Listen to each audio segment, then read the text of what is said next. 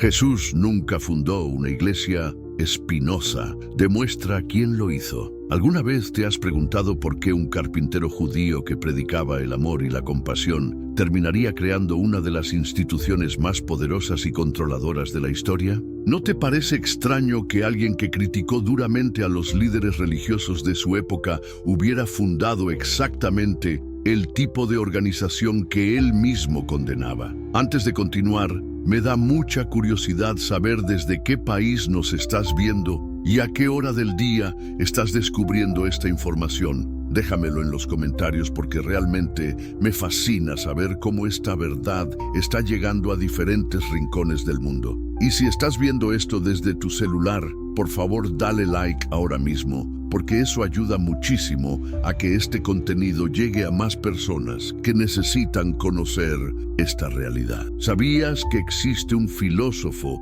que fue tan peligroso para judíos y cristianos que ambos grupos se unieron para silenciarlo? Un pensador cuyas ideas eran consideradas más amenazantes que las teorías de Galileo. Su nombre era Baruch Spinoza, y lo que descubrió sobre el origen real del cristianismo institucional cambió para siempre nuestra comprensión de la historia religiosa. Te voy a contar algo que va a revolucionar completamente tu perspectiva sobre el cristianismo. Spinoza no solo demostró con lógica matemática que Jesús nunca fundó una iglesia, sino que identificó exactamente quién lo hizo, cuándo lo hizo y por qué lo hizo. Y lo más impactante de todo es que tenemos las pruebas históricas que lo confirman. ¿Estás preparado para descubrir una verdad que ha estado oculta durante casi 2000 años? Porque lo que vas a escuchar en los próximos minutos va a desafiar todo lo que creías saber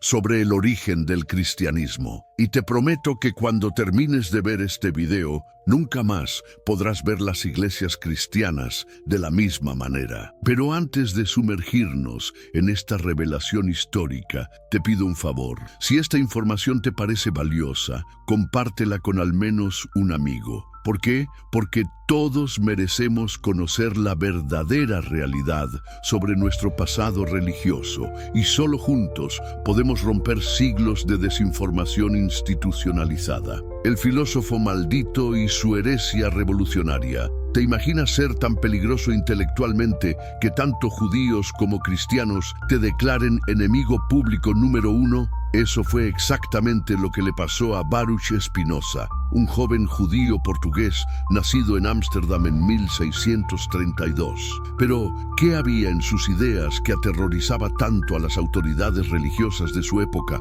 Para entender la magnitud de lo que Spinoza descubrió, primero debemos conocer al hombre detrás de la revolución. Baruch, que después adoptaría el nombre latino Benedictus, creció en una familia de comerciantes judíos sefardíes que habían huido de la Inquisición española. Su padre, Miguel de Espinosa, era un respetado miembro de la comunidad judía de Ámsterdam, y el joven Baruch recibió una educación rabínica excepcional. Pero ¿qué sucede cuando una mente brillante, entrenada en el análisis textual riguroso, se encuentra con contradicciones que no puede ignorar? Spinoza dominaba el hebreo, el arameo, el latín y el griego. Había estudiado no solo la Torá y el Talmud, sino también a los grandes filósofos judíos como Maimónides. Sin embargo, cuanto más estudiaba, más preguntas inquietantes surgían en su mente. La Holanda del siglo XVII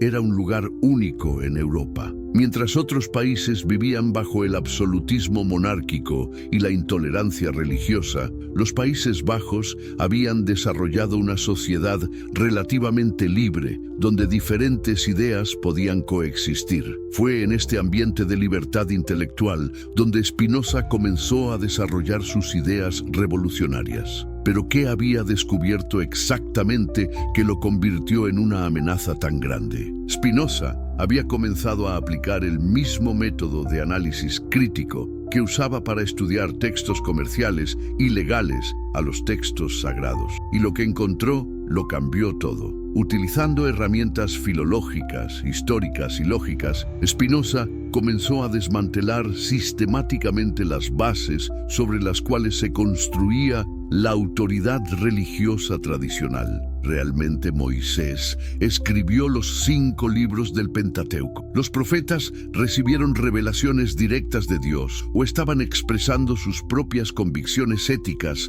en el lenguaje de su época. ¿Y qué hay de los evangelios cristianos? ¿Realmente fueron escritos por testigos presenciales de los eventos que narran? Las respuestas que Spinoza encontró eran tan explosivas que cuando comenzó a compartirlas discretamente con un círculo íntimo de amigos, la noticia llegó rápidamente a los oídos de los líderes de la comunidad judía de Ámsterdam. ¿Y cuál fue su reacción? El pánico absoluto. El 27 de julio de 1656, cuando Spinoza tenía apenas 23 años, la congregación Talmud Torá de Ámsterdam pronunció contra él uno de los herem más severos de la historia judía. Un herem es una excomunión, pero el texto de la condena de Spinoza era extraordinariamente duro. Escucha estas palabras que cambiaron la historia de la filosofía occidental. Por decreto de los ángeles y por mandato de los santos varones, excomulgamos, expulsamos,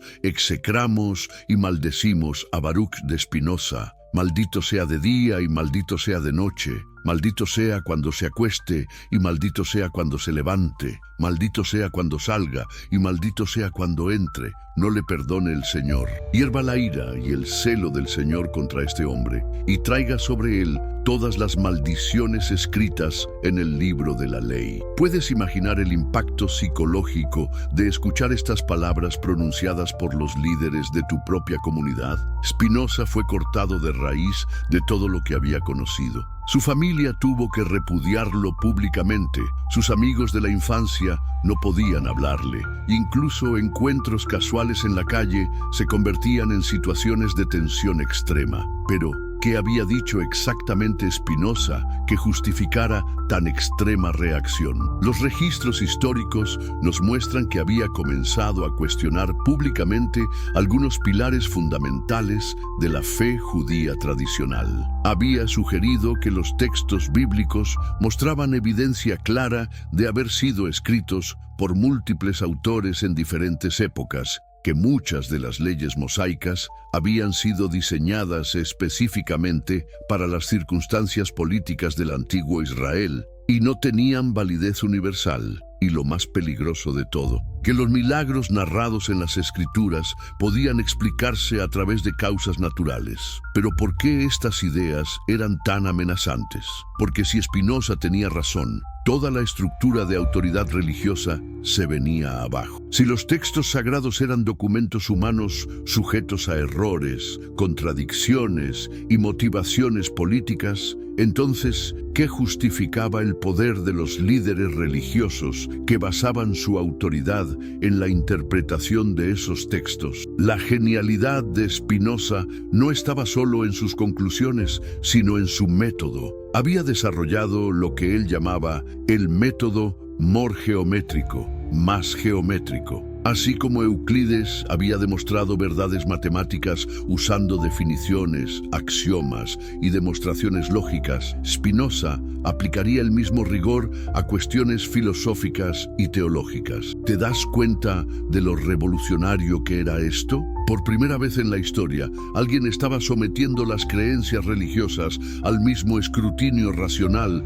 que se aplicaba a las matemáticas y la física. No se trataba de fe contra razón, sino de pensamiento riguroso contra tradición incuestionada. Los líderes judíos entendieron inmediatamente las implicaciones. Si el método de Spinoza se extendía, no solo el judaísmo, sino todas las religiones organizadas estarían en peligro. ¿Y qué hicieron? Trataron de silenciarlo mediante el ostracismo social más completo imaginable. Pero Spinoza no se intimidó. De hecho, la excomunión lo liberó para desarrollar sus ideas aún más radicalmente. Ya no tenía que preocuparse por mantener buenas relaciones con la comunidad judía, así que pudo dirigir su análisis crítico hacia todas las religiones organizadas, incluyendo el cristianismo. Y fue precisamente en su análisis del cristianismo donde Spinoza haría su descubrimiento más explosivo, que Jesús de Nazaret nunca había fundado la institución que llevaba su nombre. Pero si Jesús no fundó la iglesia cristiana,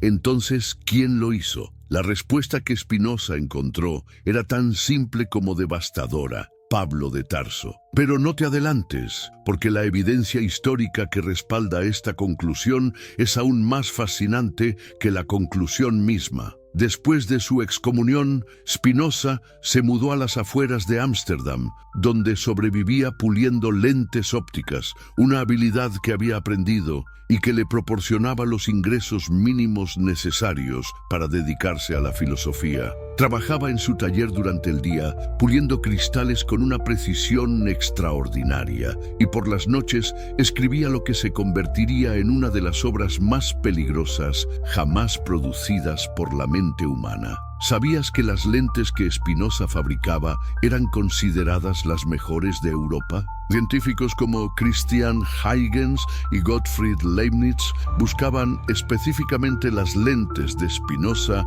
para sus experimentos ópticos. Hay algo profundamente simbólico en el hecho de que el hombre que estaba clarificando la visión intelectual de la humanidad se ganara la vida clarificando la visión física. Pero Spinoza sabía que sus ideas eran demasiado peligrosas para publicarlas abiertamente. La solución, en 1670, publicó anónimamente su Tratado Teológico Político, sin nombre de autor y con información falsa sobre el lugar de publicación. Incluso así, el libro fue inmediatamente identificado como obra suya y prohibido en la mayoría de los países europeos. ¿Por qué un libro de filosofía generaba tanto miedo? Porque Spinoza había hecho algo que nadie se había atrevido a hacer antes. Había aplicado los métodos de la crítica textual moderna a la Biblia y había llegado a conclusiones que destruían los fundamentos de la autoridad religiosa tradicional. En este tratado,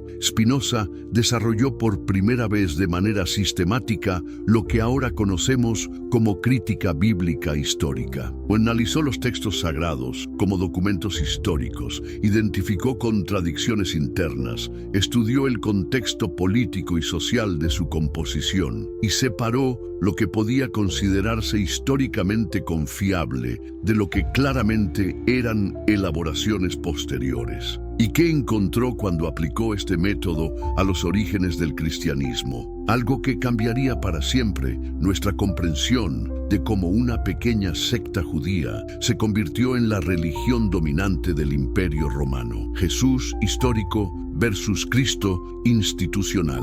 ¿Alguna vez te has preguntado por qué los 4 evangelios del Nuevo Testamento cuentan la misma historia de manera tan diferente? ¿O por qué Pablo, que escribió la mayoría de las cartas del Nuevo Testamento, parece conocer tan poco sobre la vida terrenal de Jesús? Estas preguntas, que pueden parecer menores a primera vista, fueron las que llevaron a Spinoza a uno de los descubrimientos más revolucionarios de la historia intelectual occidental. Spinoza se dio cuenta de que cuando estudiamos los documentos cristianos más antiguos con el mismo rigor que aplicaríamos a cualquier texto histórico, emerge una distinción fundamental que había estado oculta durante siglos: la diferencia entre Jesús de Nazaret, el hombre histórico, y Cristo, la construcción teológica que se desarrolló después de su muerte. Pero ¿cómo pudo Spinoza, un judío del siglo XVII, tener acceso a información que los teólogos cristianos habían pasado por alto durante más de 1500 años? La respuesta está en su método. Mientras los teólogos partían de la premisa de que los textos bíblicos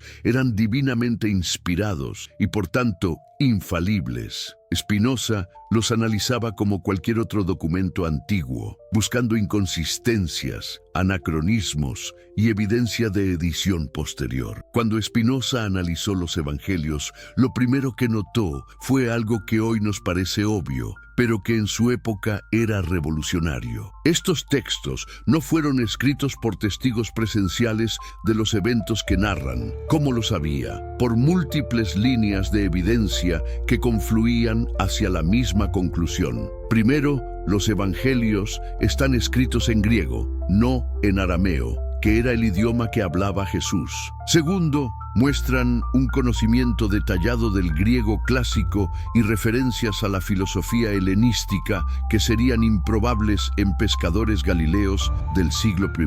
Tercero, y más importante, contienen referencias a eventos que ocurrieron después de la muerte de Jesús, particularmente la destrucción del Templo de Jerusalén en el año 70 de Cristo. Pero si los evangelios no fueron escritos por los apóstoles, entonces, ¿quién los escribió y cuándo? Spinoza concluyó que fueron escritos por comunidades cristianas helenizadas durante la segunda mitad del siglo I y principios del siglo II. Es decir, entre 40 y 100 años después de la muerte de Jesús. Y aquí viene lo crucial. Fueron escritos bajo la influencia teológica de Pablo de Tarso. Para entender la magnitud de esta conclusión, necesitamos pensar en lo que significa un lapso de 40 a 100 años en una sociedad preindustrial sin medios de comunicación masiva. ¿Cuántos detalles precisos sobre la vida de una persona pueden preservarse fielmente a través de tradición oral durante tanto tiempo, especialmente cuando esa tradición está siendo interpretada y reinterpretada por comunidades con agendas teológicas específicas? Spinoza identificó algo fascinante. Cuando comparamos las cartas auténticas de Pablo, que son los documentos cristianos más antiguos que tenemos, con los evangelios,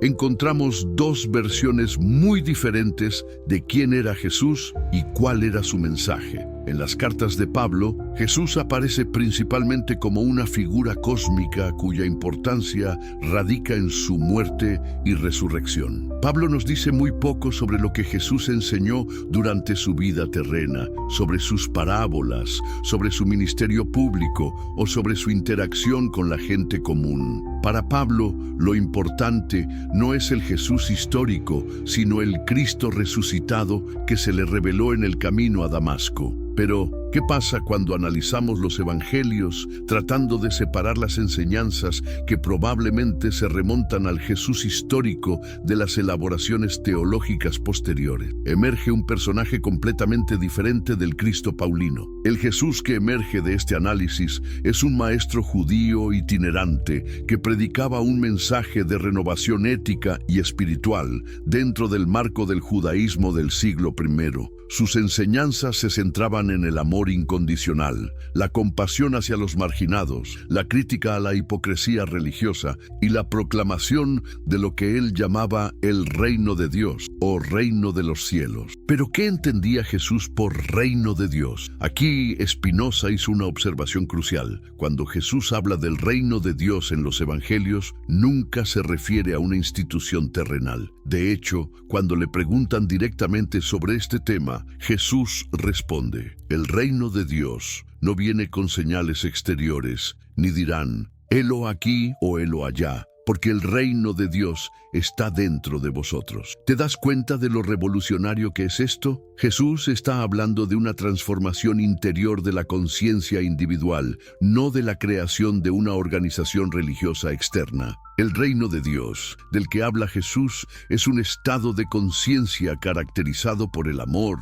la compasión y la justicia, no una iglesia con jerarquías, dogmas y rituales. Spinoza notó algo más que es absolutamente crucial para entender por qué Jesús no pudo haber fundado una iglesia: su actitud hacia las instituciones religiosas de su época. Los evangelios están llenos de críticas feroces de Jesús hacia los líderes religiosos de su tiempo. ¿Recuerdas la famosa escena de Jesús expulsando a los mercaderes del templo? ¿O sus constantes enfrentamientos con los fariseos y saduceos? ¿Sus denuncias contra los escribas que devoran las casas de las viudas y que aman los primeros asientos en las sinagogas? ¿Realmente tiene sentido que alguien que criticaba tan duramente a las instituciones religiosas establecidas hubiera querido crear una nueva institución religiosa? Pero hay algo aún más revelador. Cuando analizamos cuidadosamente las palabras atribuidas a Jesús en los evangelios, encontramos que sistemáticamente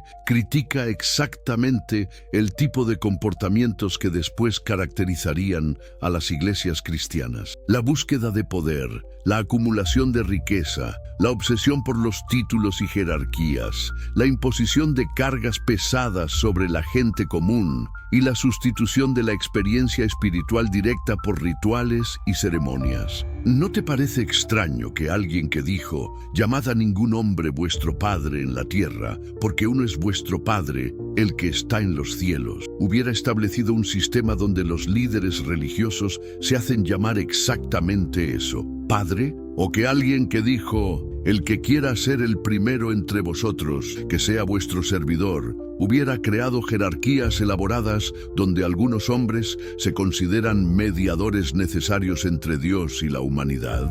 Spinoza observó que hay una contradicción fundamental entre el mensaje de Jesús, tal como aparece en los evangelios, y la estructura de poder que caracteriza a todas las iglesias cristianas. Esta contradicción era tan obvia una vez que la señalaba, que Spinoza se preguntaba cómo había podido pasar desapercibida durante tantos siglos. La respuesta, concluyó Spinoza, está en el hecho de que los evangelios mismos fueron escritos por comunidades que ya habían sido influenciadas por la teología paulina. Los escritores de los evangelios estaban tratando de reconciliar dos cosas incompatibles: las enseñanzas originales de Jesús sobre la espiritualidad interior y no institucional, y la necesidad de justificar la existencia de las comunidades cristianas organizadas que ya existían en su época. El resultado, un conjunto de textos que contiene tanto ecos auténticos de las enseñanzas de Jesús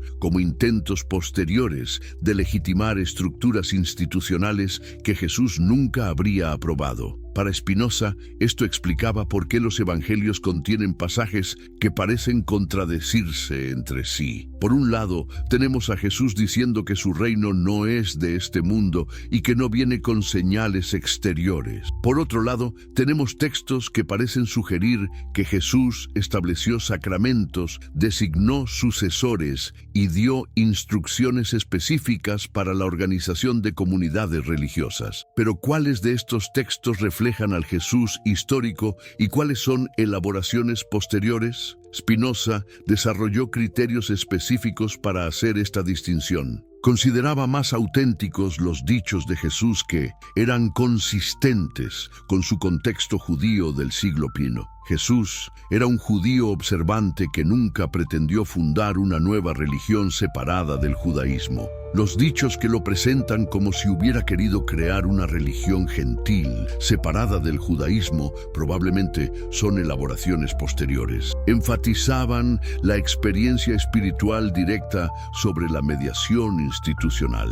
El Jesús histórico constantemente dirigía a las personas hacia su propia relación directa con Dios, no hacia intermediarios humanos. Criticaban la religiosidad externa y ceremonial en favor de la transformación ética interior. Jesús era particularmente duro con quienes ponían más énfasis en rituales y reglas que en justicia y compasión.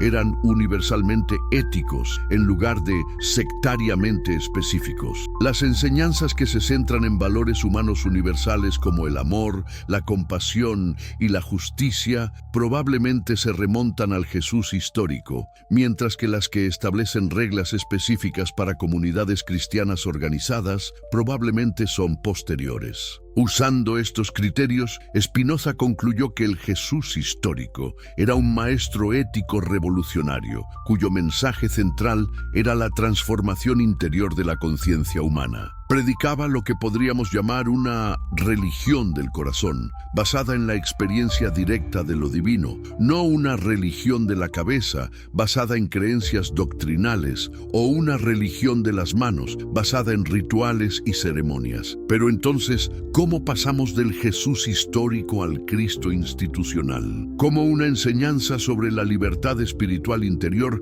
se convirtió en un sistema de control exterior? ¿Quién operó esta transformación y por qué? Para responder estas preguntas, Spinoza dirigió su atención al personaje más enigmático e influyente de toda la historia cristiana, Pablo de Tarso. Y lo que descubrió cambiaría para siempre nuestra comprensión de cómo el cristianismo se convirtió en lo que es hoy. El verdadero fundador según Spinoza. ¿Te has preguntado alguna vez por qué Pablo de Tarso, un hombre que nunca conoció personalmente a Jesús, terminó escribiendo más del Nuevo Testamento que cualquier otra persona? ¿O por qué las cartas de Pablo, que son los documentos cristianos más antiguos que poseemos, contienen tan poca información sobre lo que Jesús realmente enseñó durante su vida terrena? Estas preguntas llevaron a Spinoza a una conclusión que sacudió los cimientos de la historia religiosa occidental.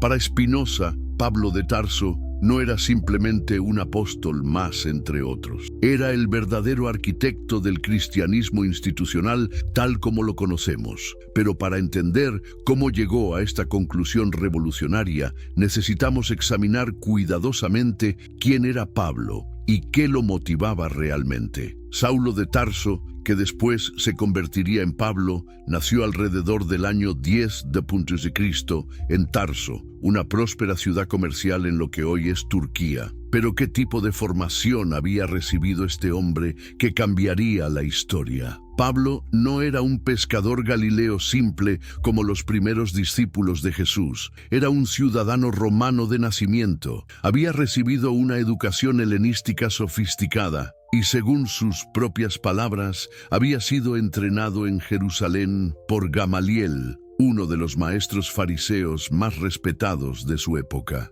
¿Te das cuenta de lo que esto significa? Pablo combinaba tres tradiciones intelectuales poderosas: el legalismo fariseo judío, la filosofía griega y el pragmatismo político romano. Esta combinación única lo equipaba perfectamente para lo que Spinoza identificó como su verdadera misión: la transformación de una pequeña secta judía en una religión universal capaz de conquistar el Imperio Romano. Pero antes de su famosa conversión, Pablo era conocido por algo completamente diferente: la persecución violenta de los primeros seguidores de Jesús. ¿Y por qué perseguía tan ferozmente a estos cristianos primitivos? Según el libro de los Hechos, porque consideraba que sus enseñanzas eran una amenaza peligrosa para el judaísmo tradicional.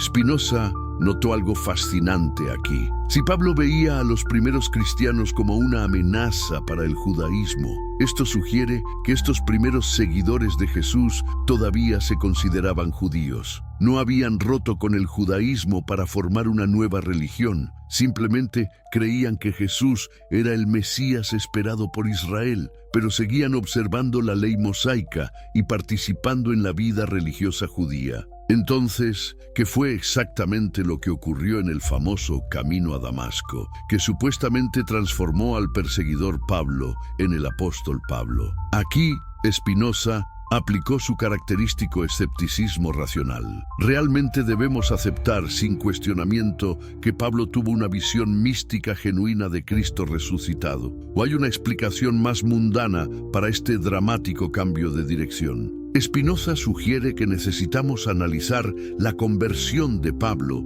en su contexto político y social más amplio. ¿Qué estaba pasando en el mundo judío de mediados del siglo I que podría explicar por qué un fariseo ambicioso y políticamente astuto como Pablo podría haber visto ventajas en unirse al movimiento cristiano primitivo en lugar de continuarlo persiguiendo? La respuesta está en la situación política volátil de Palestina bajo el dominio romano. Las tensiones entre judíos y romanos estaban aumentando constantemente y culminarían en la gran revuelta judía del 66-73 de Cristo. Un observador político astuto como Pablo habría podido prever que el judaísmo tradicional estaba en curso de colisión con el poder romano, y que cualquier movimiento judío que insistiera en mantener una identidad exclusivamente étnica y nacional tendría pocas posibilidades de sobrevivir a largo plazo. Pero ¿qué pasaría si alguien pudiera tomar el núcleo ético del mensaje de Jesús y liberarlo de sus limitaciones étnicas y nacionales judías? ¿Qué pasaría si se pudiera crear una versión del cristianismo que fuera atractiva no solo para judíos, sino también para gentiles, especialmente para las clases educadas del Imperio Romano? Tal movimiento podría no solo sobrevivir, sino prosperar bajo el dominio romano. Spinoza propone que esto es exactamente lo que Pablo vio como su oportunidad histórica. La visión en el camino a Damasco no fue una experiencia mística, sino un momento de claridad política. Pablo se dio cuenta de que podía transformar el mensaje de Jesús en una religión universal, con él mismo como su principal arquitecto e intérprete. Pero ¿cómo podía Pablo, que nunca había conocido a Jesús personalmente,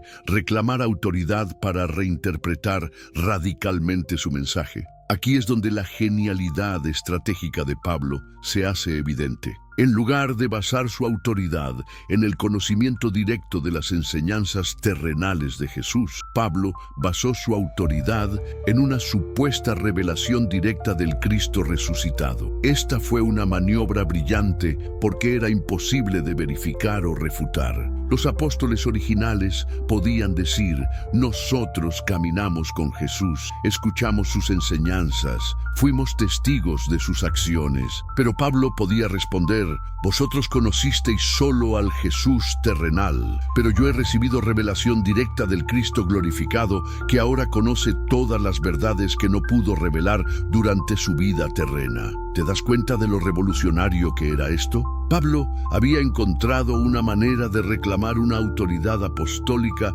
superior a la de los discípulos originales de Jesús, y había hecho esto precisamente basándose en su falta de contacto con el Jesús histórico. Spinoza notó que desde el principio había una tensión fundamental entre Pablo y los apóstoles originales en Jerusalén, liderados por Santiago, el hermano de Jesús. Esta tensión está documentada en las propias cartas de Pablo, especialmente en Gálatas, donde Pablo admite que tuvo que confrontar públicamente a Pedro porque estaba condenado. ¿Sobre qué exactamente estaban en desacuerdo Pablo y los apóstoles de Jerusalén? Fundamentalmente, sobre si los gentiles que querían seguir a Jesús tenían que convertirse primero al judaísmo. Los apóstoles originales, que habían conocido a Jesús personalmente, insistían en que sí. Pablo insistía en que no. Pero ¿quién estaba realmente representando las enseñanzas auténticas de Jesús? Spinoza argumenta que toda la evidencia apunta hacia los apóstoles de Jerusalén. Jesús había sido un judío observante toda su vida. Había dirigido su ministerio primariamente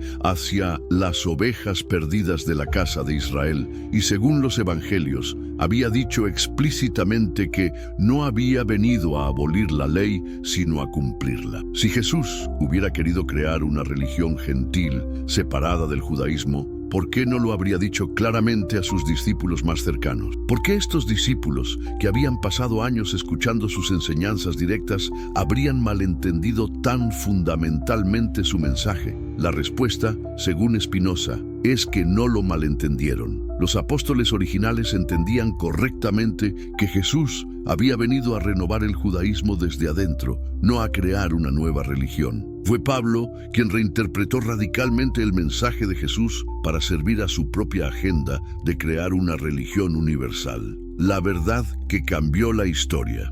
Spinoza demuestra quién fundó realmente el cristianismo. ¿Te has preguntado alguna vez por qué las ideas de un filósofo del siglo XVII siguen siendo tan peligrosas que muchos prefieren ignorarlas? Baruch Spinoza no solo demostró que Jesús nunca fundó una iglesia, sino que identificó con precisión quirúrgica quién lo hizo y por qué. Lo que estás a punto de descubrir cambiará para siempre tu comprensión de la historia del cristianismo. Si estás viendo desde tu celular, dale like ahora mismo. Esto ayuda enormemente a que más personas puedan acceder a esta información revolucionaria que durante siglos ha sido ocultada. La anatomía del poder religioso. ¿Cómo se construyó el engaño más grande de la historia? Imagina por un momento que descubres que el edificio más imponente de tu ciudad fue construido sobre cimientos falsos. Esto es exactamente lo que Spinoza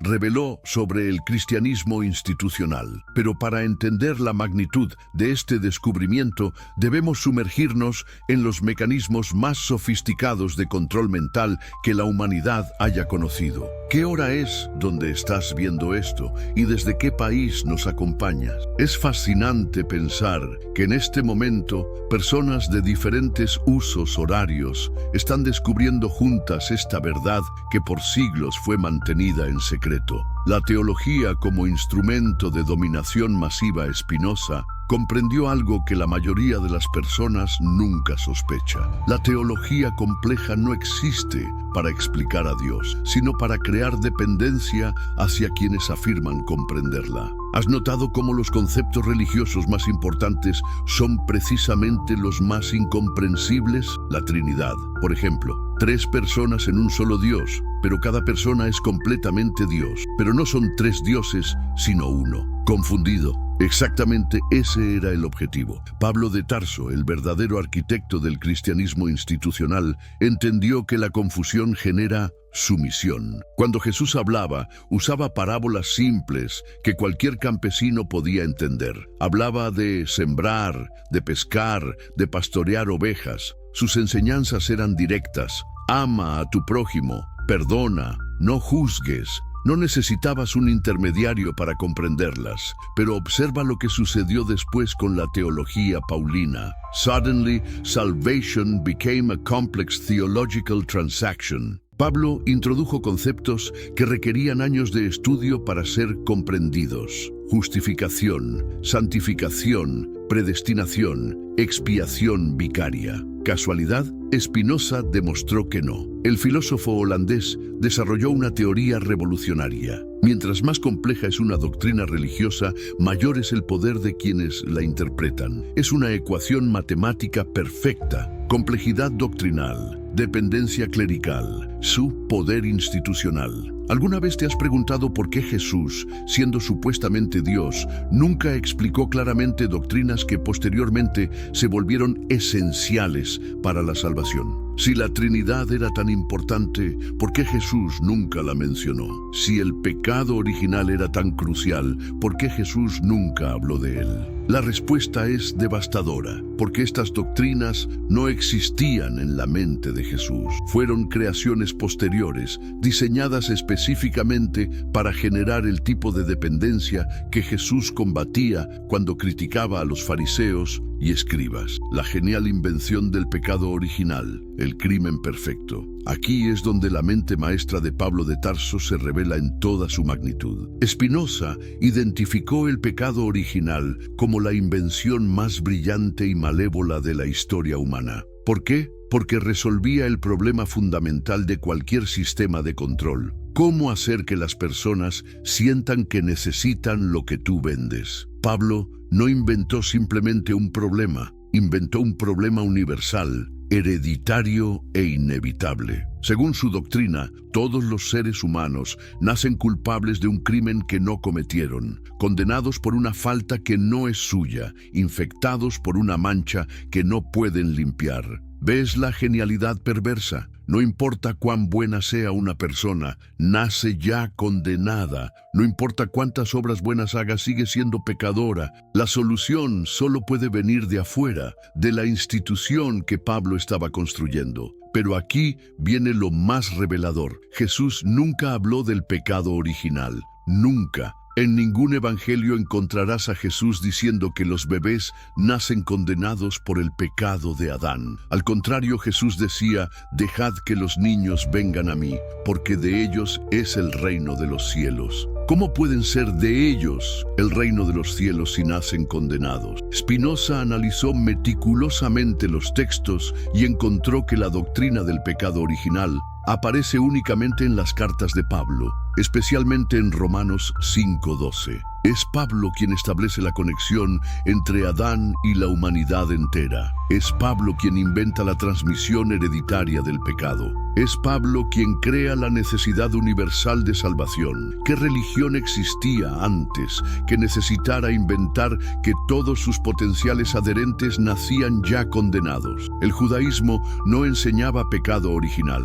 Las religiones orientales no conocían este concepto. Fue una invención específicamente paulina, diseñada para un propósito específico: crear una demanda universal para el producto que Pablo estaba vendiendo. El clero como clase parasitaria. La profesionalización del sagrado Spinoza fue implacable en su análisis del clero como clase social. Identificó algo que pocos se atreven a mencionar. El clero representa la primera y más sofisticada forma de parasitismo social organizado de la historia humana. ¿En qué otro ámbito de la vida humana existe una clase de personas que se dedica profesionalmente a ser intermediarios entre tú y algo que supuestamente está al alcance de todos? Imagina que existiera una clase de personas que dijera: para que puedas hablar con tu madre, necesitas pasar por nosotros. Para que puedas amar a tu esposa, necesitas nuestra mediación. Para que puedas ser feliz,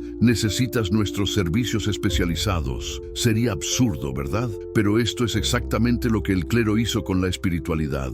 Tomó la relación más íntima y personal que existe, la relación entre el ser humano y lo divino, y la convirtió en un negocio. Jesús nunca cobró por sus enseñanzas, nunca estableció una jerarquía clerical, nunca dijo que fuera necesario un intermediario para llegar a Dios. Al contrario, enseñó que el reino de Dios está dentro de vosotros y que cualquier persona podía acceder directamente al Padre. Pero observa lo que construyó Pablo: una estructura jerárquica compleja donde los ministros, palabra que él inventó, se convertían en administradores de la gracia divina. Suddenly, salvation became a service that required professional providers. El celibato clerical, que Spinoza analizó con particular agudeza, no fue una decisión espiritual, sino económica y política. Un clero sin familia es un clero sin herederos. Esto garantizaba que la riqueza acumulada por la institución religiosa no se dispersara en herencias familiares, sino que se concentrara perpetuamente en la institución. Además, el celibato creaba una clase de hombres cuya única identidad social era su función religiosa. No tenían otras lealtades, otros intereses, otras fuentes de estatus. Su supervivencia dependía completamente de la supervivencia de la institución que los sostenía. ¿Casualidad? Spinoza demostró que no. Fue una estrategia calculada para crear una clase parasitaria totalmente dependiente de la perpetuación del sistema que la alimentaba. La institucionalización del miedo, el infierno como chantaje psicológico. Aquí llegamos a uno de los descubrimientos más perturbadores de Spinoza. El infierno no es una realidad metafísica, sino una invención psicológica diseñada para el control social. ¿Has notado algo extraño en las enseñanzas de Jesús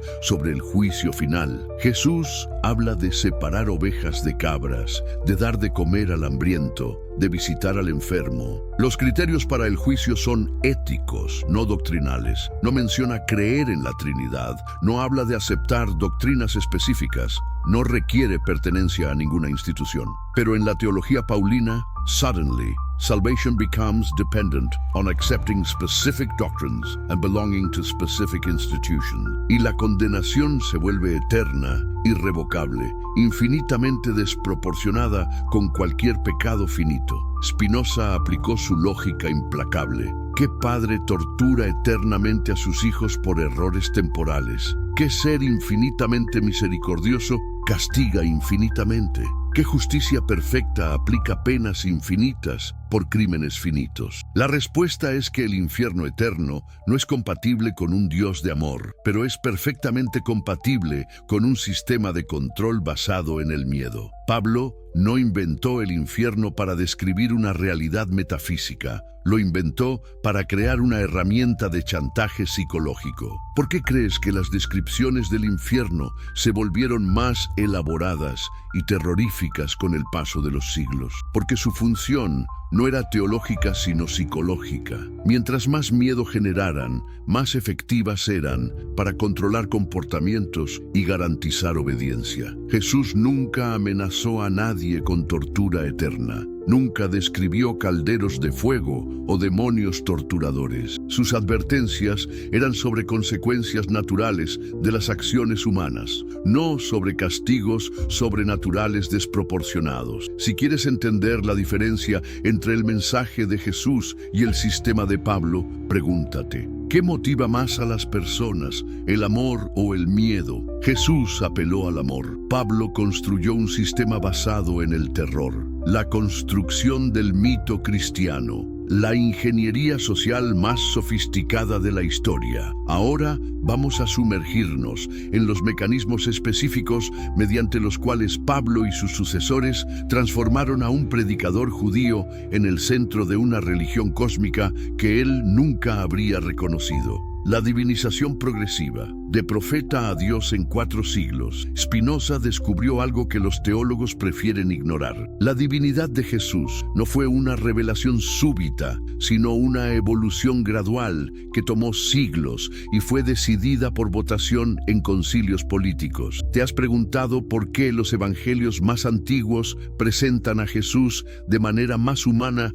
mientras que los más tardíos lo muestran más divino? Marcos, el evangelio más antiguo, comienza con Jesús siendo bautizado por Juan. No hay nacimiento virginal, no hay adoración de magos, no hay masacre de inocentes. Jesús aparece como un hombre adulto que comienza su ministerio. Mateo y Lucas, escritos décadas después, añaden las historias del nacimiento virginal. Pero incluso así, Jesús crece como un niño normal, aprende como cualquier ser humano, es tentado, siente dolor, llora, se cansa. Juan, el evangelio más tardío, presenta a Jesús como el Logos preexistente. En el principio era el Verbo, y el Verbo era con Dios, y el Verbo era Dios. Suddenly, Jesus becomes a cosmic figure who existed before the creation of the world. ¿Ves el patrón? Mientras más tardío es el texto, más divino se vuelve Jesús. Esto no es revelación progresiva,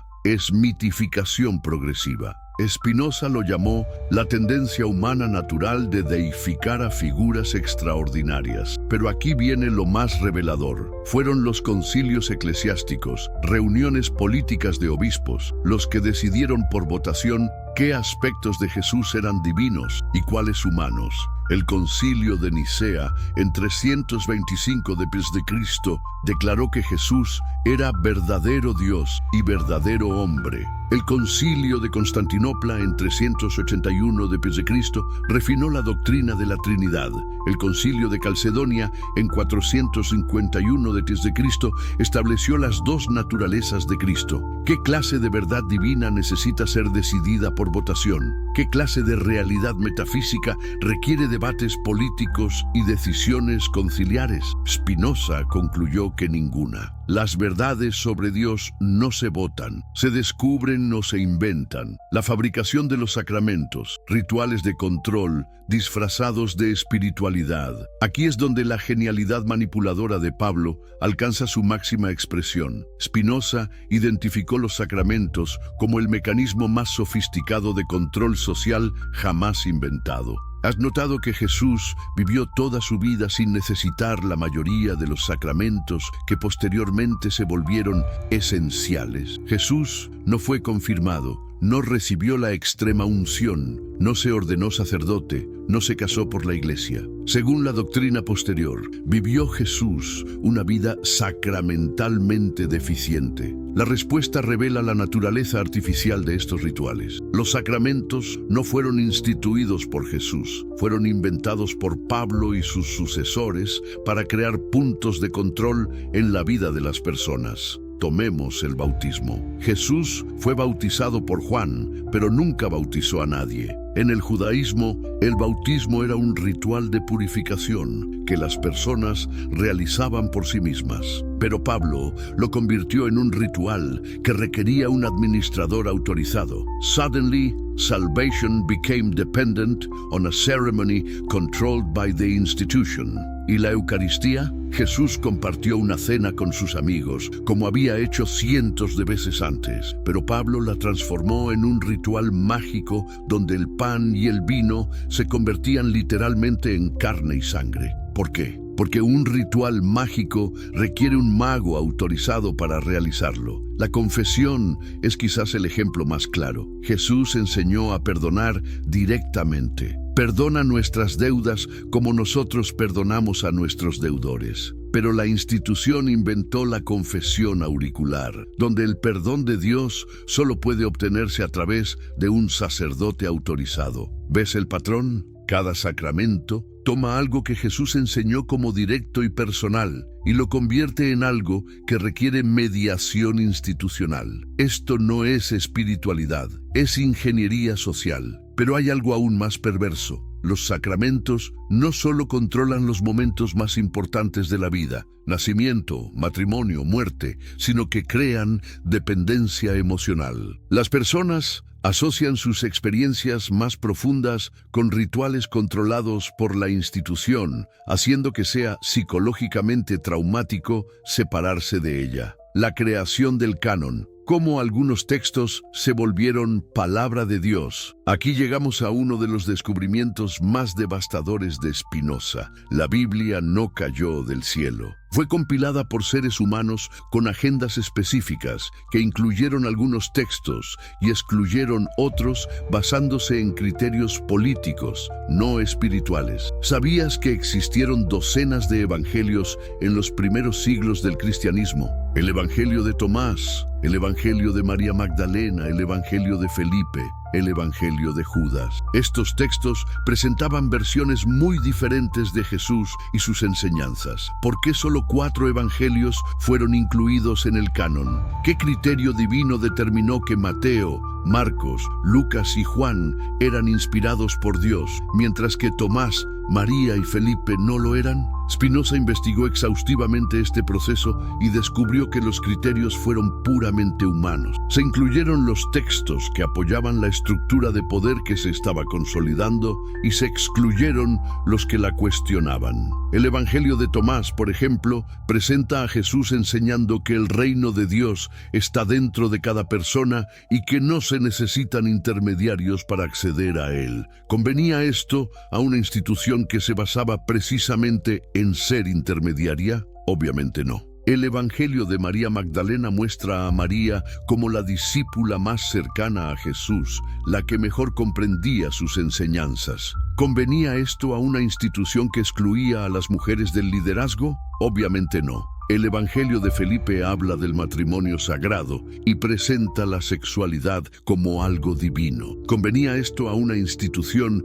que promovía el celibato y veía el sexo como pecaminoso? Obviamente no. Estos textos fueron declarados heréticos, no porque fueran falsos, sino porque eran inconvenientes. Spinoza lo expresó con claridad brutal. Los textos canónicos no son más inspirados que los apócrifos, simplemente son más útiles para quienes controlan la institución. Pero hay algo aún más revelador. Muchos de los textos incluidos en el canon contradicen las doctrinas que supuestamente apoyan. La Carta de Santiago, por ejemplo, contradice directamente la doctrina paulina de la salvación por fe sola. La fe sin obras está muerta. Lutero quería excluir esta carta del canon precisamente por esta razón.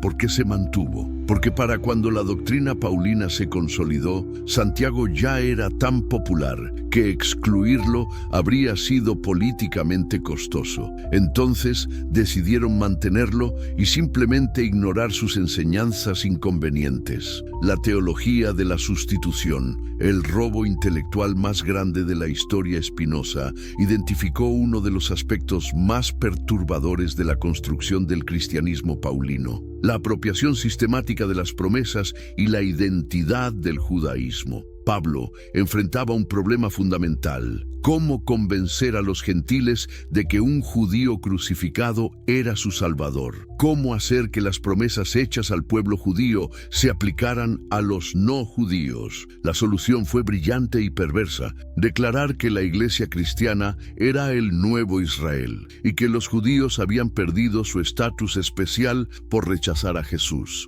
Suddenly, all the promises made to the Jewish people were transferred to the Christian institution. Pero aquí está el problema. Jesús nunca rechazó su identidad judía. Nunca dijo que las promesas hechas a Israel se transferirían a los gentiles. Al contrario, cuando la mujer cananea le pidió ayuda, Jesús respondió: «No he sido enviado sino a las ovejas perdidas de la casa de Israel». Jesús observaba las fiestas judías, enseñaba en las sinagogas, citaba las escrituras hebreas. Nunca estableció una nueva religión, intentó reformar la religión existente. Pero Pablo necesitaba crear una justificación teológica para incluir a los gentiles sin requerir que se convirtieran al judaísmo. Su solución fue revolucionaria: declarar que la verdadera descendencia de Abraham no era biológica sino espiritual, y que los cristianos gentiles eran los verdaderos herederos de las promesas. Esto creó una situación absurda.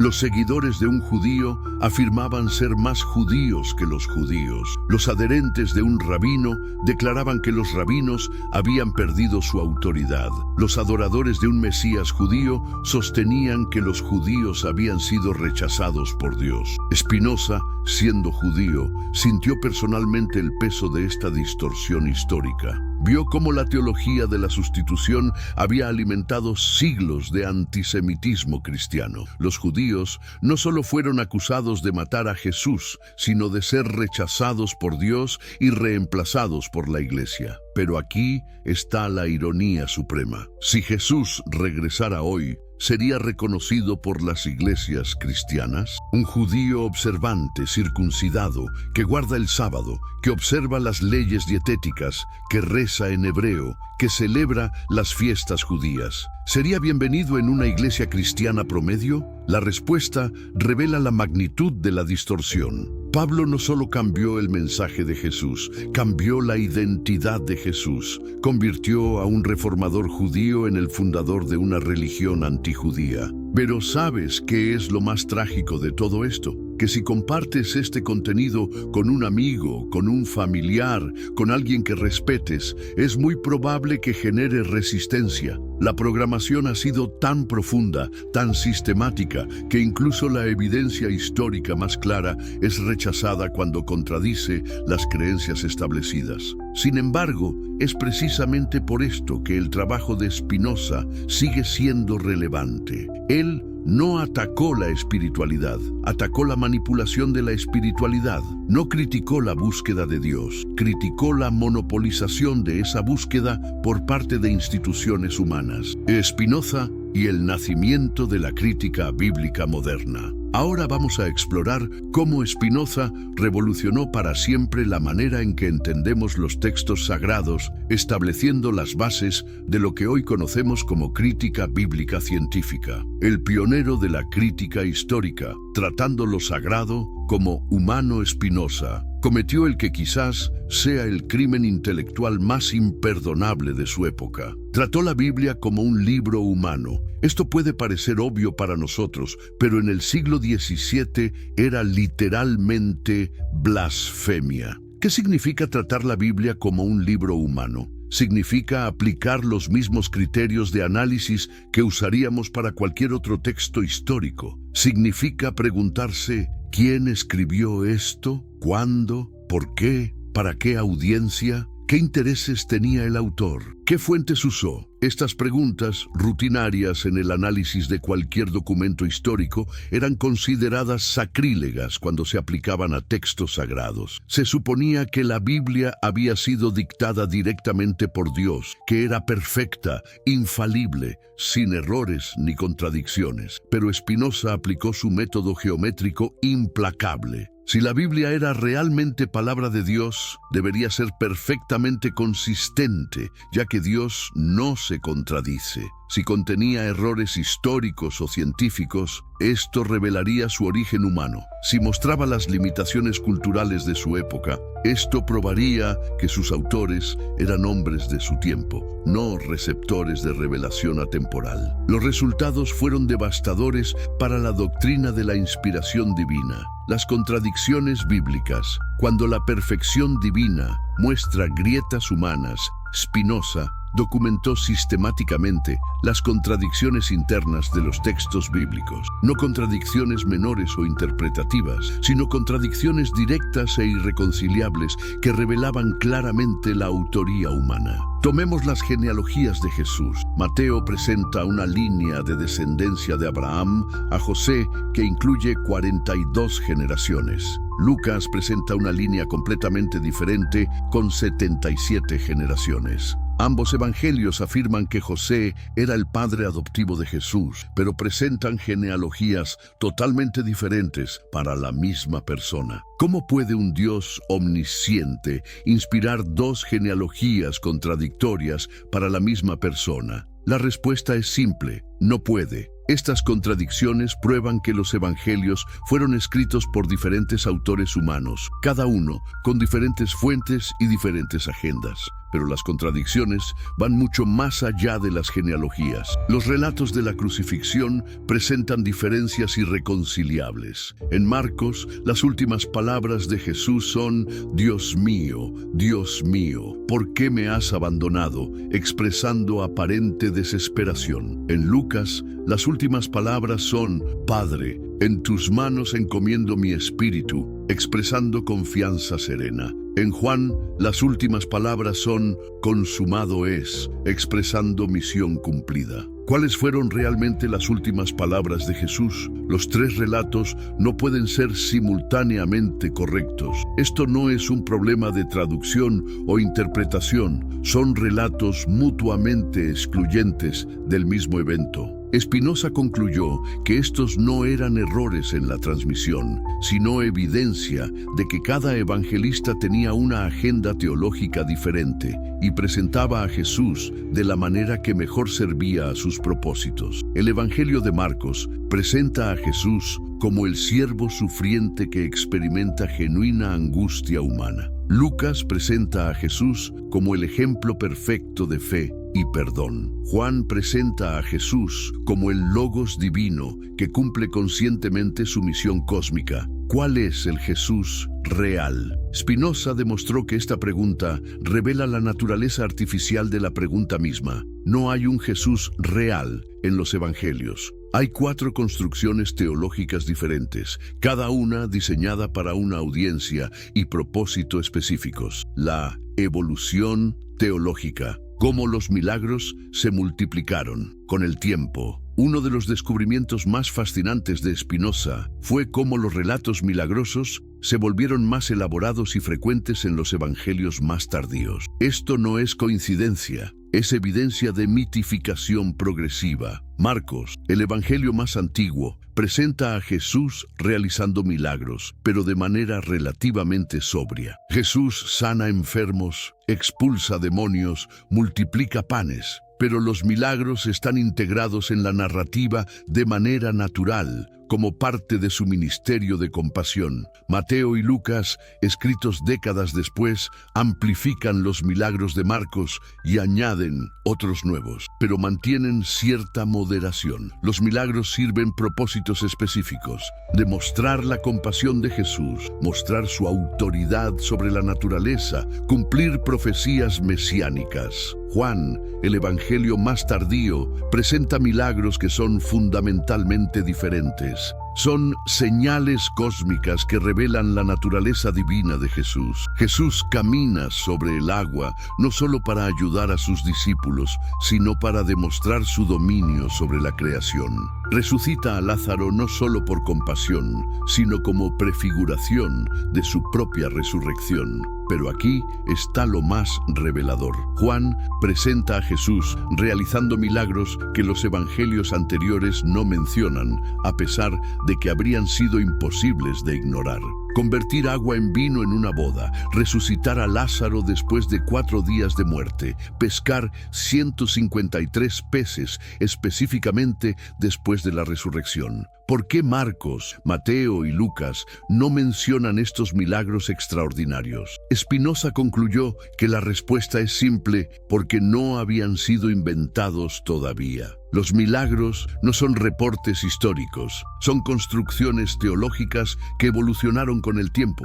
Esta conclusión se refuerza cuando analizamos los evangelios apócrifos posteriores. Los evangelios de la infancia presentan a Jesús niño realizando milagros caprichosos, animando pájaros de barro, matando a otros niños que lo molestan, cegando a quienes critican a sus padres. ¿Por qué los evangelios canónicos no mencionan estos milagros de la infancia? Porque cuando fueron escritos, la tradición milagrosa todavía no había llegado a ese punto de elaboración. Los milagros de la infancia representan una etapa posterior en la evolución del mito. Spinoza estableció una ley histórica. Mientras más tardío es un texto sobre una figura religiosa, más milagroso se vuelve el retrato. Esto no es revelación progresiva, es mitificación progresiva. El método racional aplicado a lo sagrado. Cuando la lógica desmonta la tradición, Spinoza desarrolló criterios específicos para distinguir elementos históricos de construcciones míticas en los textos sagrados. Estos criterios, revolucionarios en su época, siguen siendo fundamentales en la crítica bíblica moderna. El primer criterio es la coherencia interna. Si un texto contiene contradicciones irreconciliables, esto indica compilación de fuentes diferentes o evolución de tradiciones. Los relatos que permanecen consistentes a través de múltiples fuentes tienen mayor probabilidad de ser históricos. El segundo criterio es la coherencia con el contexto histórico conocido. Los anacronismos revelan autoría posterior. Cuando el libro de Daniel, supuestamente escrito en el siglo VI a.C., describe con precisión eventos del siglo II a.C., pero comete errores sobre el período que supuestamente describe, esto revela que fue escrito después de los eventos que profetiza. El tercer criterio es el análisis de intereses. ¿Qué intereses servía una narrativa particular? ¿Qué problemas teológicos o políticos resolvía? Las historias que resuelven controversias posteriores probablemente fueron creadas la Iglesia y el poder político. El gran engaño histórico. ¿Sabías que el momento más decisivo para entender cómo se construyó el cristianismo institucional no ocurrió en Jerusalén, sino en Roma? ¿Te has preguntado alguna vez por qué una religión que predicaba la pobreza y la humildad terminó siendo la institución más rica y poderosa del mundo occidental? La respuesta te va a sorprender, porque según Spinoza, todo comenzó con una alianza que cambió para siempre el rostro del cristianismo. Estamos a punto de adentrarnos en uno de los análisis más devastadores que jamás se hayan hecho sobre el poder religioso. Spinoza no solo identificó quién fundó realmente la Iglesia, sino que también nos mostró exactamente cómo esa institución se convirtió en la máquina de control más sofisticada de la historia humana. Pero antes de continuar, me gustaría saber desde qué país nos estás viendo y a qué hora del día estás descubriendo estas verdades. Déjanos un comentario, porque es fascinante ver cómo esta información llega a personas de todo el mundo a diferentes horas. Y si estás viendo esto desde tu celular, por favor dale like ahora mismo, porque eso ayuda muchísimo a que más personas puedan acceder a esta información que tanto necesitan conocer. Constantino, el emperador que cambió todo el año 313 después de Cristo, marca un punto de inflexión que Spinoza consideraba fundamental para entender la corrupción del cristianismo original. ¿Pero qué pasó exactamente en ese año que fue tan decisivo? El emperador romano Constantino promulgó el Edicto de Milán, que oficialmente otorgaba tolerancia religiosa al cristianismo. Pero Spinoza, con su análisis implacable, nos muestra que esto fue mucho más que una simple medida de tolerancia. ¿Te imaginas el poder que tiene un emperador para transformar completamente una religión? Constantino no se limitó a permitir el cristianismo, lo reinventó completamente, y aquí viene lo más impactante. Según el análisis spinoziano, Constantino entendió algo que muchos historiadores pasan por alto. Él se dio cuenta de que el cristianismo, tal como lo había construido Pablo, era la herramienta perfecta para unificar su imperio. Piénsalo por un momento. ¿Qué características tenía el cristianismo paulino que lo hacían tan atractivo para un emperador romano? Primero, ya había establecido una jerarquía clara, con obispos y autoridades religiosas que podían servir como intermediarios del poder imperial. Segundo, predicaba la obediencia a las autoridades establecidas. Recordemos esa famosa frase: dad al César lo que es del César. Tercero, y esto es crucial, había centralizado la autoridad religiosa en figuras específicas, no en la experiencia individual de cada creyente. Pero hay algo aún más profundo en el análisis de Spinoza. Él nos muestra que Constantino no se convirtió al cristianismo por una experiencia mística en el campo de batalla. ¿Acaso no te parece sospechoso que un emperador que había perseguido cristianos durante años de repente tuviera una visión divina justo cuando necesitaba unificar políticamente su imperio? Spinoza nos enseña a aplicar la navaja de Ockham. La explicación más simple suele ser la correcta. La realidad, según Spinoza, es que Constantino vio en el cristianismo paulino exactamente lo que necesitaba: una religión que ya había domesticado el mensaje revolucionario de Jesús y lo había convertido en una doctrina de control social. Pablo había hecho el trabajo sucio, Constantino solo tuvo que institucionalizarlo. ¿Y cuáles fueron las consecuencias inmediatas de esta alianza entre la Iglesia y el Estado romano? En pocos años, el cristianismo pasó de ser una religión perseguida a ser la religión perseguidora. Los templos paganos fueron destruidos, los filósofos fueron exiliados y comenzó lo que muchos historiadores llaman la Noche de 1000 años del pensamiento occidental. Pero Spinoza va más allá y nos muestra algo escalofriante. El cristianismo constantiniano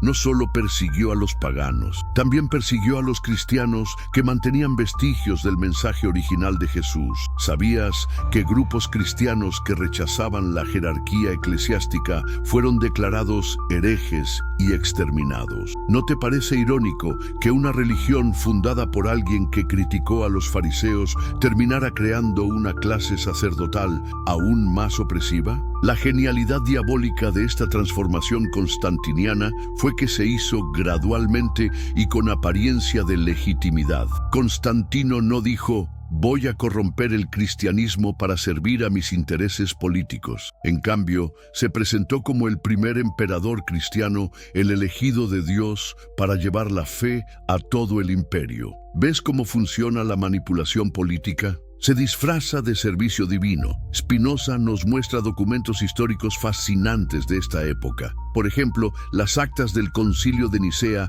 en el año 325, donde se decidió oficialmente qué era ortodoxo y qué era herético en el cristianismo. Pero ¿quién presidió ese concilio? No fueron los apóstoles, obviamente, porque ya habían muerto hacía casi 3 siglos. Fue el mismo emperador Constantino, un hombre que se había bautizado en su lecho de muerte y que había ordenado asesinar a su propia esposa e hijo. ¿No te parece absurdo que un emperador romano decidiera qué creencias cristianas eran correctas y cuáles eran falsas? Pero eso es exactamente lo que pasó, y Spinoza nos muestra que este patrón se repetiría una y otra vez a lo largo de la historia. El poder político determinando la verdad religiosa, no al revés. La transformación fue tan radical que podemos hablar de 2 cristianismos completamente diferentes: el cristianismo preconstantiniano y el cristianismo imperial. El primero era una religión de los pobres,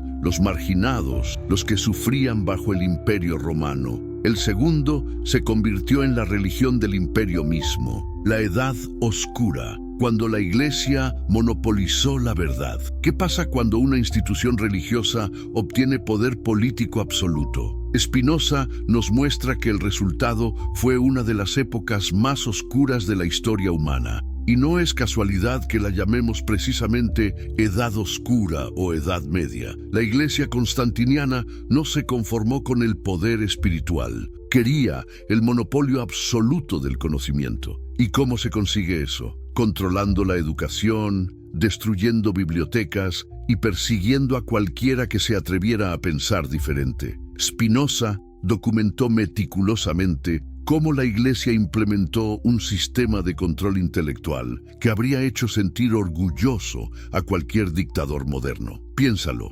durante casi 1000 años, la mayoría de la población europea no sabía leer ni escribir. ¿Coincidencia? Spinoza nos muestra que no. Una población analfabeta es una población controlable. Si la gente no puede leer la Biblia por sí misma, tiene que depender de lo que le digan los sacerdotes. Si no puede acceder a otros libros, no puede comparar ideas ni desarrollar pensamiento crítico. Pero la cosa fue aún más sistemática. La Iglesia se apropió de la educación estableciendo escuelas catedralicias y universidades donde solo se enseñaba lo que la institución consideraba ortodoxo. Filosofía griega, solo la que había sido cristianizada por teólogos como Tomás de Aquino. Historia, solo la versión que confirmaba la narrativa cristiana. Ciencias naturales, solo las que no contradecían la interpretación literal de la Biblia. ¿Sabías que durante siglos estuvo prohibido para los laicos poseer una copia de la Biblia? La Iglesia alegaba que era demasiado compleja para que la gente común la entendiera sin guía clerical. Pero Spinoza nos muestra la verdadera razón. Si la gente leía la Biblia por sí misma, se daría cuenta de las contradicciones e inconsistencias que había entre el mensaje de Jesús y las prácticas de la Iglesia. Y luego está el tema de las bibliotecas. ¿Te has preguntado qué pasó con toda la sabiduría del mundo antiguo? Los cristianos radicales, inspirados por el fanatismo que la Iglesia había cultivado, destruyeron sistemáticamente bibliotecas paganas. La biblioteca de Alejandría, que contenía el conocimiento acumulado de siglos, fue saqueada y quemada. Filósofos como Hipatia fueron asesinados por turbas cristianas. Spinoza nos muestra documentos que revelan cómo la Iglesia justificaba esta destrucción cultural. Decían que el conocimiento pagano era obra del demonio, que distraía a la gente de la verdadera sabiduría que solo podía encontrarse en Cristo. Pero, ¿qué tipo de Cristo era ese que requería la destrucción del conocimiento humano? Desde luego, no el Jesús histórico que debatía con los doctores en el templo y animaba a la gente a buscar la verdad. La Inquisición representa la culminación de este sistema de control. ¿Alguna vez te has preguntado cómo una institución que afirmaba seguir a Jesús, el príncipe de la paz, pudo crear tribunales de tortura? Spinoza nos da la respuesta. Porque la Iglesia institucional nunca siguió realmente a Jesús, siguió a Pablo, y Pablo había establecido que la ortodoxia doctrinal era más importante que el amor fraternal.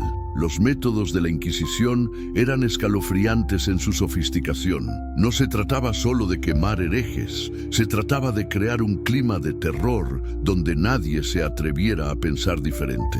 Los inquisidores desarrollaron manuales detallados sobre cómo extraer confesiones, cómo identificar herejía, cómo quebrar psicológicamente a los acusados. Todo esto en nombre de Cristo. Pero hay algo aún más perverso en todo esto. La Iglesia no solo perseguía a los que abiertamente se oponían a ella, también perseguía a los que trataban de vivir el cristianismo original. Los franciscanos espirituales, que querían seguir literalmente el ejemplo de pobreza de Jesús, fueron declarados herejes. Los valdenses, que creían que todos los cristianos tenían derecho a predicar, fueron masacrados. Los cátaros, que rechazaban la jerarquía eclesiástica, fueron exterminados en una cruzada que duró décadas. ¿Ves el patrón? Cualquier intento de regresar al cristianismo original era visto como una amenaza al poder institucional. La Iglesia había llegado al punto donde defendía más ferozmente su propia autoridad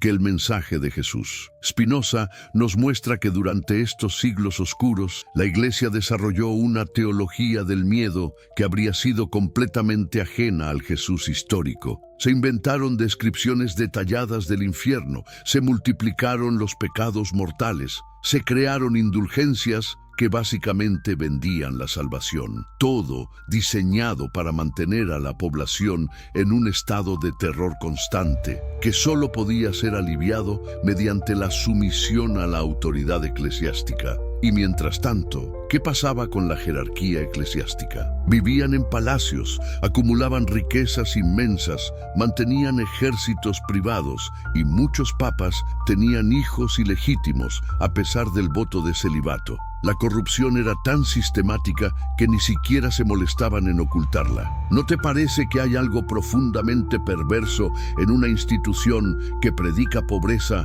mientras acumula oro, que habla de castidad mientras sus líderes mantienen concubinas, que enseña humildad mientras construye palacios que rivalizar con los de los emperadores? La Reforma, ¿cambio real o más de lo mismo? Ahora llegamos a uno de los análisis más brillantes de Spinoza. Cuando estudiamos la Reforma protestante del siglo XVI, la narrativa tradicional nos dice que Martín Lutero y otros reformadores rescataron el cristianismo auténtico de la corrupción católica. Pero Spinoza nos muestra que la realidad es mucho más compleja y francamente más decepcionante. ¿Realmente cambió algo fundamental con la Reforma? Spinoza nos dice que no, y sus argumentos son devastadores. Lutero pudo haber clavado sus 95 tesis en la puerta de la iglesia de Wittenberg, pero mantuvo intacta la estructura teológica fundamental que Pablo había construido siglos antes. Piénsalo, ¿cuáles eran las doctrinas centrales de Lutero? La salvación por fe, la depravación total del ser humano, la predestinación, la autoridad exclusiva de la Escritura. Todas estas son ideas esencialmente paulinas. Lutero no regresó a Jesús, simplemente ofreció una versión diferente de Pablo. ¿Y qué hay de la famosa doctrina de la sola Escritura? En teoría, suena liberadora. Cada persona puede leer la Biblia e interpretarla por sí misma, sin necesidad de intermediarios clericales. Pero Spinoza nos muestra la trampa oculta en esta aparente liberación. Si la Biblia es infalible y debe ser interpretada literalmente, entonces quienes controlan su interpretación correcta mantienen el poder de siempre. ¿Qué pasó en la práctica? Los protestantes simplemente reemplazaron la infalibilidad papal con la infalibilidad bíblica y luego crearon sus propias jerarquías para determinar cuál era la interpretación correcta. Calvino en Ginebra fue tan autoritario como cualquier papa medieval. Los luteranos establecieron iglesias estatales tan controladoras como la católica. Spinoza nos muestra documentos fascinantes de la época que revelan cómo los reformadores trataron a los que disentían de sus interpretaciones. ¿Sabías que Calvino ordenó quemar vivo a Miguel Servet por negar la doctrina de la Trinidad? ¿Sabías que Lutero escribió tratados violentamente antisemitas que siglos después inspirarían a los nazis? ¿Sabías que los protestantes persiguieron a los anabaptistas con la misma brutalidad que los católicos habían perseguido a los valdenses? La verdad incómoda que Spinoza nos revela es que la Reforma no cuestionó los fundamentos del cristianismo institucional. Solo cambió de manos el control de la institución. En lugar de un papa infalible en Roma, ahora había múltiples autoridades infalibles distribuidas por Europa. En lugar de una iglesia opresiva, ahora había docenas de iglesias opresivas. ¿Y qué pasó con la promesa de libertad individual? Los protestantes inventaron la doctrina de la predestinación, que es posiblemente aún más psicológicamente destructiva que el sistema católico de salvación por obras. Al menos en el catolicismo medieval, tenías la posibilidad de hacer algo para salvarte. En el calvinismo estricto, tu destino eterno está decidido desde antes de nacer, y no hay absolutamente nada que puedas hacer al respecto. ¿Te imaginas el terror psicológico de crecer creyendo que podrías estar predestinado al infierno eterno y que no hay forma de saberlo ni de cambiarlo? Spinoza nos muestra que esto no es liberación, es una forma de esclavitud mental aún más refinada. Pero hay algo aún más profundo en la crítica spinociana a la reforma. Los reformadores mantuvieron la división fundamental entre clero y laicado, solo que ahora la justificaron de manera diferente. En lugar de la sucesión apostólica católica,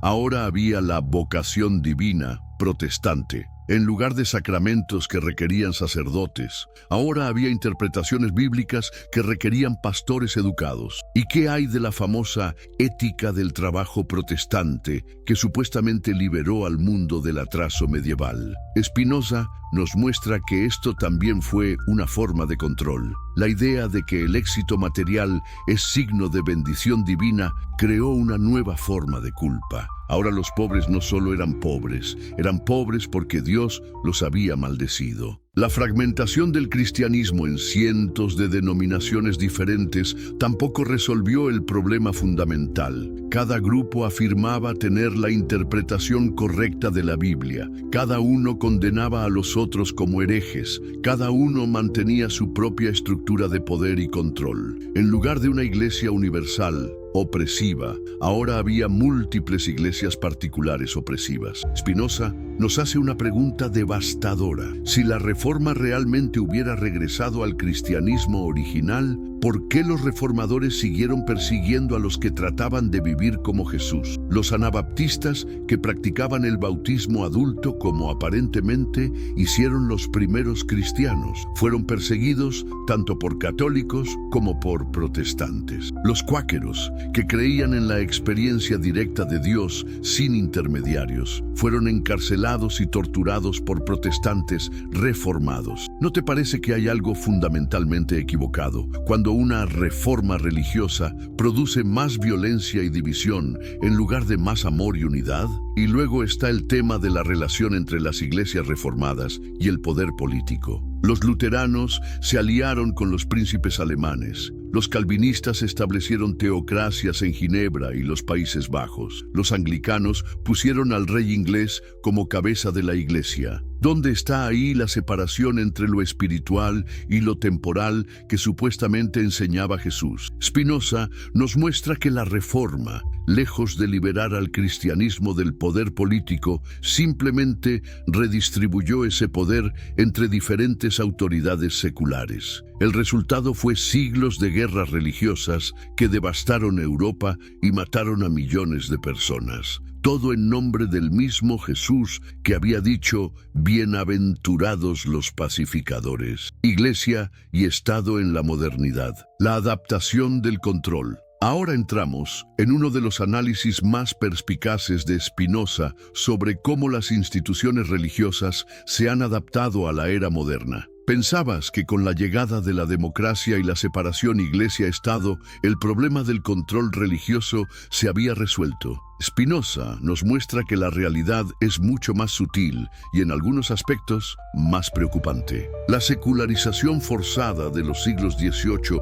y XIX obligó a las iglesias a desarrollar nuevas estrategias de influencia. Ya no podían quemar herejes en hogueras públicas, pero encontraron formas mucho más sofisticadas de mantener el control social. ¿Y cuál fue su estrategia maestra? Presentarse como víctimas de la persecución secular mientras mantenían redes de poder informal tremendamente efectivas. ¿Has notado cómo las iglesias modernas han perfeccionado el arte de la influencia política indirecta? En lugar de proclamar abiertamente su deseo de poder, ahora hablan de valores morales y libertad religiosa. Pero Spinoza nos enseña a mirar más allá de la retórica y examinar los resultados reales. Tomemos el ejemplo de Estados Unidos, donde supuestamente existe una separación estricta entre iglesia y Estado. ¿Realmente está separada la religión de la política estadounidense?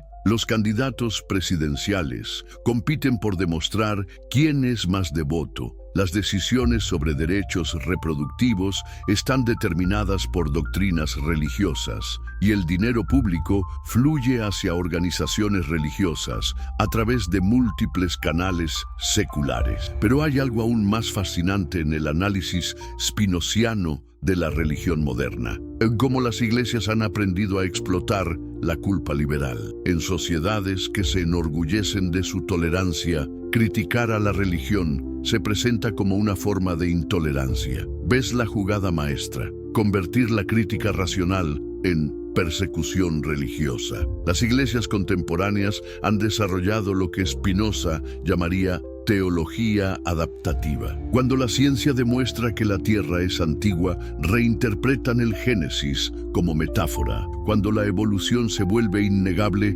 dicen que Dios usó la evolución como herramienta. Cuando los estudios históricos cuestionan la autoría tradicional de los textos bíblicos, hablan de inspiración divina de los autores humanos. Pero ¿qué mantienen constante a pesar de todas estas adaptaciones? El elemento central del sistema paulino, la necesidad de intermediación clerical. Pueden cambiar sus posiciones sobre ciencia, política y moral social, pero nunca cuestionan la idea fundamental de que la gente necesita su guía espiritual para acceder a la salvación. La teología de la liberación y la teología de la prosperidad representan polos opuestos en el espectro político, pero Spinoza nos muestra que comparten la misma matriz de control. Ambas mantienen la división entre clero especializado y laicado dependiente. Ambas prometen soluciones espirituales a problemas materiales. Ambas requieren sumisión a autoridades religiosas específicas. ¿No te parece sospechoso que movimientos aparentemente tan diferentes mantengan intactas las estructuras de poder clerical? La teología de la liberación puede criticar al capitalismo, pero no cuestiona por qué los pobres necesitan que sacerdotes educados les expliquen cómo Dios quiere que busquen justicia. La teología de la prosperidad puede prometer riqueza material, pero mantiene a los fieles dependientes de pastores que controlan las llaves del favor divino. Las iglesias modernas también han perfeccionado lo que Spinoza llamaría diversificación del producto. Ya no es solo salvación eterna lo que ofrecen, ahora también prometen sanidad física, éxito profesional, armonía familiar y paz mental. Pero el mecanismo de control sigue siendo el mismo: crear dependencia emocional y psicológica hacia figuras de autoridad religiosa. ¿Y qué hay del fenómeno de las megaiglesias? Spinoza habría encontrado fascinante cómo estos imperios religiosos combinan técnicas de marketing moderno con manipulación psicológica antigua. Prometen comunidad, pero crean aislamiento. Solo puedes encontrar verdadera amistad dentro de la iglesia. Ofrecen propósito, pero destruyen autonomía. Tu valor depende de tu servicio a la institución. Hablan de amor, pero practican control emocional. Si cuestionas, es porque tu fe es débil. La tecnología moderna ha amplificado exponencialmente el alcance del control religioso. Los televangelistas pueden llegar a millones de personas simultáneamente. Las redes sociales permiten vigilancia constante de la ortodoxia doctrinal y las aplicaciones móviles integran la religión en cada momento del día. ¿Esto es liberación espiritual o refinamiento del control mental? Spinoza nos haría notar algo particularmente perverso en la religión mediática moderna. ¿Cómo convierte la espiritualidad en espectáculo? Los milagros se performan para las cámaras, las profecías se ajustan a los ciclos de noticias y la unción divina se mide en ratings de audiencia. ¿Qué tan lejos estamos del Jesús que expulsó a los comerciantes del templo? Pero quizás lo más preocupante de todo es cómo las iglesias modernas han aprendido a explotar la crisis de sentido de la vida contemporánea. En sociedades atomizadas donde las estructuras tradicionales de comunidad se han debilitado, las iglesias se presentan como la solución a la soledad y el vacío existencial. Pero la comunidad que ofrecen está condicionada a la conformidad doctrinal y el sentido contenido que proporcionan requiere la suspensión del pensamiento crítico. No es irónico que en la era de mayor acceso a información de la historia humana, millones de personas sigan eligiendo creer en doctrinas que fueron inventadas hace 2000 años por un hombre que nunca conoció a Jesús. Las consecuencias históricas, el legado destructivo del cristianismo institucional. Llegamos ahora a una de las secciones más impactantes del análisis spinoziano. ¿Alguna vez te has preguntado cuál ha sido el costo real del cristianismo institucional para la humanidad? No estamos hablando solo de las cruzadas o la Inquisición, que ya son suficientemente horrendas. Estamos hablando de un patrón sistemático de represión del pensamiento humano que se ha extendido por casi 2 milenios. Spinoza nos muestra que el cristianismo institucional no solo ha sido neutral en el desarrollo intelectual de la humanidad, ha sido su principal obstáculo. ¿Y cómo llegó a esta conclusión tan devastadora? Mediante un análisis histórico meticuloso que revela patrón tras patrón de oposición clerical a todo avance del conocimiento humano. Empecemos con el iluminismo. ¿Sabías que prácticamente todos los grandes pensadores de la Ilustración fueron perseguidos, censurados o exiliados por instituciones cristianas? Voltaire tuvo que huir de Francia, Diderot fue encarcelado y el propio Spinoza vivió como un paria social. ¿Coincidencia? Spinoza nos muestra que no. El patrón es siempre el mismo. Cuando los seres humanos desarrollan herramientas intelectuales que los liberan de la dependencia clerical, las instituciones religiosas reaccionan con violencia. No es que se opongan a ideas específicas, se oponen a la idea misma de que los humanos puedan pensar por sí mismos sin guía religiosa. ¿Recuerdas el caso de Galileo? La narrativa popular nos dice que la Iglesia se opuso a la teoría heliocéntrica por razones científicas, pero Spinoza nos muestra que la verdadera amenaza no era astronómica, sino epistemológica. Si Galileo tenía razón sobre el cosmos usando solo observación y matemáticas, ¿qué otras verdades reveladas podrían ser cuestionadas usando los mismos métodos? La Iglesia entendió intuitivamente algo que muchos historiadores pasan por alto. El método científico es inherentemente subversivo para cualquier sistema basado en autoridad revelada. Si puedes conocer la verdad sobre el universo observando y razonando, ¿para qué necesitas que un sacerdote te diga lo que Dios quiere? ¿Y qué hay de Darwin? La oposición clerical a la evolución tampoco se debió principalmente a preocupaciones bíblicas. La verdadera amenaza era que Darwin había demostrado que los seres humanos podían entender su propio origen sin recurrir a explicaciones sobrenaturales. Si no necesitas a Dios para explicar de dónde vienes, ¿para qué necesitas a su clero para explicar hacia dónde vas? Spinoza nos muestra documentos fascinantes que revelan cómo las autoridades religiosas entendían perfectamente las implicaciones de estos avances científicos. No se trataba de defender la verdad bíblica, se trataba de defender su monopolio sobre la explicación de la realidad. Pero el impacto va mucho más allá de la ciencia. ¿Te has preguntado por qué Europa se quedó intelectualmente estancada durante casi 1000 años mientras otras civilizaciones florecían? Spinoza nos da la respuesta. Porque el cristianismo institucional había criminalizado la curiosidad intelectual. Mientras los cristianos quemaban bibliotecas y perseguían filósofos, los musulmanes preservaban y expandían el conocimiento griego. Los judíos desarrollaban sistemas de interpretación textual sofisticados y los chinos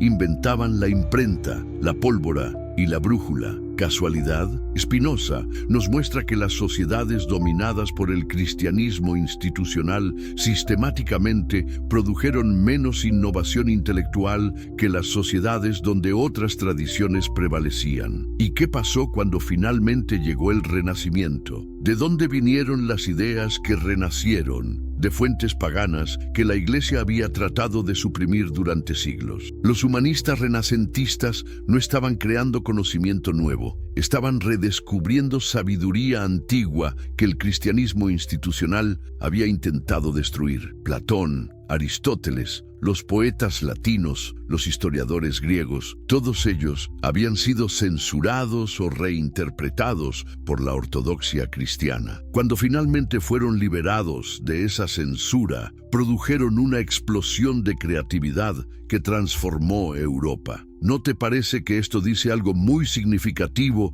sobre el efecto del control religioso en el pensamiento humano? Spinoza documenta cómo esta represión intelectual tuvo consecuencias sociales devastadoras. Sociedades donde el clero controlaba la educación sistemáticamente produjeron poblaciones más supersticiosas, más intolerantes y más vulnerables a la manipulación política. ¿Por qué? Porque gente que ha sido entrenada a aceptar verdades sin evidencia es más fácil de controlar con mentiras convincentes.